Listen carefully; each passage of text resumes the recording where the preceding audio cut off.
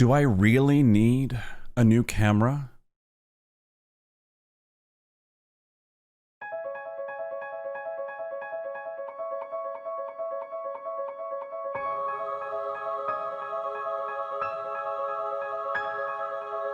Hey folks, welcome back to the channel. I'm David Bird with Reality Reimagined. I'm an award-winning photographer and Photoshop artist that specializes in fantasy composite art. And today we're going to have the photographic title fight between the Canon EOS R, the R5, and the R6. The R5 and R6 are the newest additions to the mirrorless lineup from Canon. They launched in the summer of 2020 and they took the industry by storm, mainly because of the additions and improvements to the video capabilities in these two cameras. Now, with new improvements of technology, there's always going to be issues, and the issues of video have been well documented on the YouTube platform. So I'm not going to be talking about that in today's video here on the channel, because one of the decision-making factors for me in considering upgrading from my Canon EOS R to the R5 was, is it a good photographic camera? I started searching the platform looking for videos that would compare the Canon EOS R, the R5, and the R6 and see how it works as a photographic camera. I found a few videos that would compare the R5 and the R6, but there were some simple factors in those videos that kind of discounted them to me in comparing these cameras, because the model would move or be different, the lighting would be different, it would be edited in Photoshop. I'm like, no, I want to see raw file. So I decided to rent the Canon EOS R5 and the R6, and I rented them from lensrentals.com. Now, I'm not sponsored by them. They didn't pay for it or anything like that at all. I had to pay to rent the cameras. I only recommend it to you because they're a great service. I've used them in the past. They take great care when they ship their products. They usually ship the products a couple of days earlier than you've requested it to arrive. They make it super easy to return the gear. Like the shipping labels inside the box, they even include tape, so you can tape up the box. It's wonderful. I highly recommend lensrentals.com the next time you need to rent gear. When the cameras came in, I decided, on a few different types of photography shoots that I would do, but the one that I was most interested in testing this gear with is gel photography. Gel photography is one of the disciplines I'm trying to master. It's one of my revenue streams. And if there was ever a genre of photography that would require a new processor, a strong processor that can handle color and light and noise, it would be gels. So I was excited to see how the R5 and the R6 would compare against the R in gel photography, and that's what we're going to do in today's video. We're going to look at 3 different images where it's the same lighting pattern, the same lens, and the pose is almost as identical as it can be, and we'll compare these 3 cameras together. Now, before we dive into Photoshop, let's go over the specs of these cameras, and let's say right out of the outset that any new technology that makes an improvement to software and the components inside of it arguably is always going to be better than its predecessors, of course. But the existential question is, how much better is it, especially when you look at the price points of all of this? It's basic consumerism to say, yes, new stuff is always better than old stuff, but if new stuff is way more expensive than old stuff, can we live with the old stuff? So that's part of the factors in making these choices, but I again wanted to look at the capabilities of the cameras. So let's talk about the specs. The Canon EOS R is a 30 megapixel camera. It uses the Digic 8 processor, which is a few years old. At the time of this recording, it retails for $1,799. Next up, the R6. The R6 is a 20 megapixel camera, but it uses the newest processor from Canon, the Digic X processor, and it retails for $2,499. And then finally, the Canon EOS R5 is a 45 megapixel camera. It also uses the newest processor, the Digic 8 X, and it retails for $3,899. Now, there's certainly other parts to these cameras like dual card slots and the video capability and all kinds of other special stuff. But those are just the basics that I wanted to look at. And when we look at that information, yes, you can make a simple consumer choice of, well, 45 megapixels must be better than 20, and it must be better than 30, right? But is it worth the price point? So the new processor, the Digic X versus the 8. Well, the 8 is a few years old. A newer processor inside of a camera is like the computer, the CPU. Like, you need the newest and the best if you're going to invest. But how much better is it? Especially when we look at the price points. So looking at those specs, you can certainly make some of those decisions for yourself, especially in what's applicable to your business and to your revenue and art that you produce. But let's dive into Photoshop and actually pixel count and see and get some visual comparisons of this to help us make choices between these three camera bodies. Introductions, as always, to get us started. This is my wonderful friend Kiara. You've seen her in some of the previous videos here on the channel. If you'd like to see more of her amazing artwork, visit the Instagram account at the link below. So this is the image that was captured from the Canon EOS R. This one is from the R5, and this one is from the R6. Now, there's a little bit of variation in the pose, and that was to be expected because with each of these frames, I had to take my Canon EF Mark II 24-70 f2.8 lens off of each camera body and reattach it to the next one. So there was just slight variations in the poses themselves, but they're roughly the same, and the lighting pattern is the same. So the settings for the camera, I was using an f-stop of 5.6, a shutter speed of 1/125th of a second, and an ISO of 1250 or 1250. Now that's a pretty considerable high ISO, and the reason why I'm using that is because I'm using these new lighting instruments that I just recently received. I've only used them for 3 photo shoots. These are continuous LED lights. They are RGB controlled by my phone.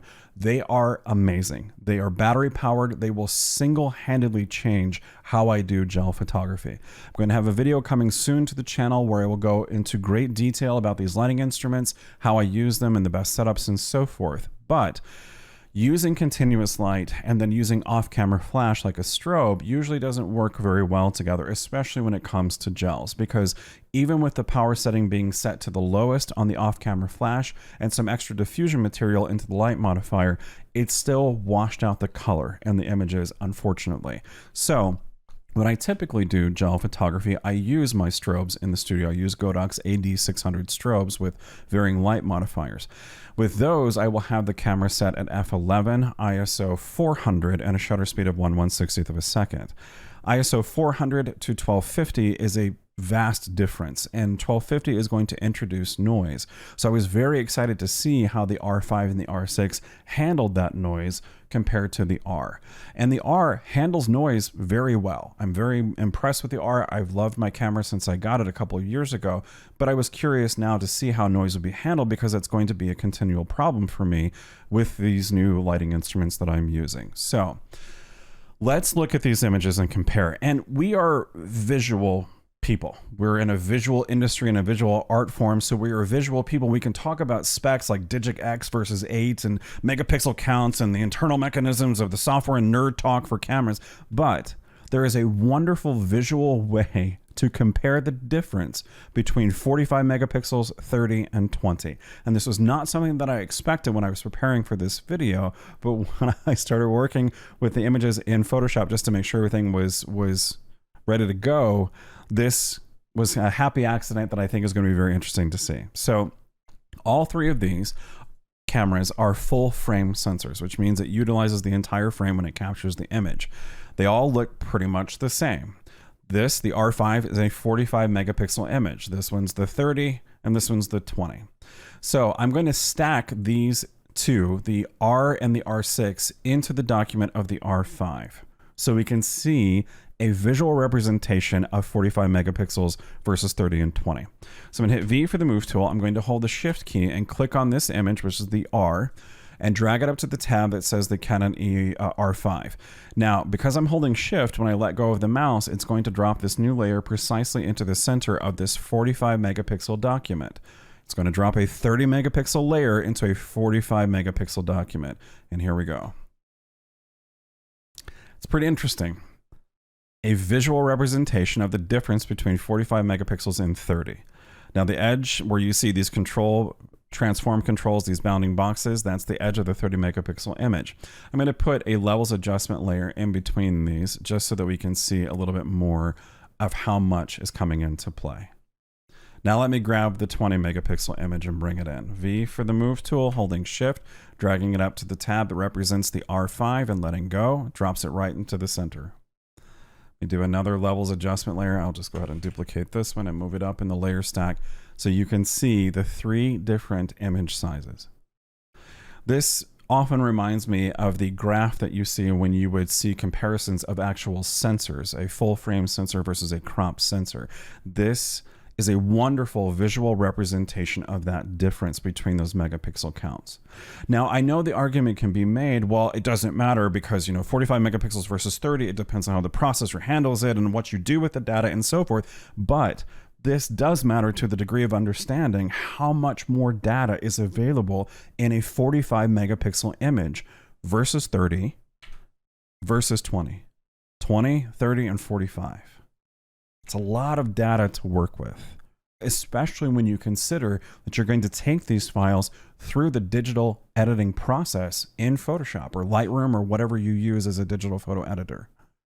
The more data, it has to stand to reason, the stronger the image. But again, as I said in the beginning, the existential question is it worth the price jump? So I have a Canon EOS R. When I look at these two, and I think, do I need this much more available data for an extra $2,100? And in my case, it's not because, the R is $1,800 right now. The R5 is $3,900. And that's not my consideration right now because I would have to spend $3,900 to get the R5 and sell my R if I wanted to, but I wouldn't. I would keep it as a backup. So do I want to invest $3,900 to get this much extra information?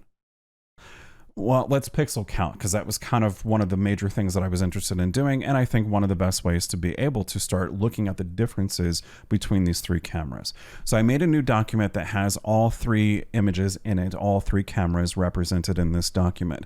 The only slight change that's been done to the R6 and the R5 version of these images is that the image size has been changed just a little bit so that they'll match up to the physical pose of Kiara from the R. I converted these to smart objects, so I protected the data as much as possible, but of course there's going to be just a slight variation in the overall pixel fidelity because I was making an image size change. But let's zoom in and look at the information that we can see in her eyes, and we'll compare colors and shadows and other things elsewhere within the image. So this is the Canon EOS R, the 30 megapixel image. Great detail, great information, and the noise is not really that bad.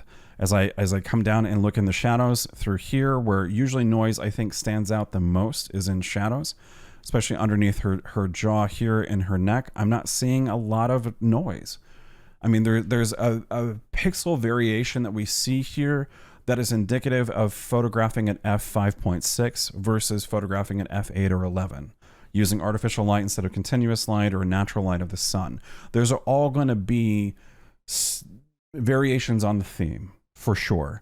But the data and how it's handled, the noise and how it's handled, the color and how it's handled, is going to be universal between the three different camera bodies as we consider them. So looking at this information here from the R, let's go ahead and turn on the R5.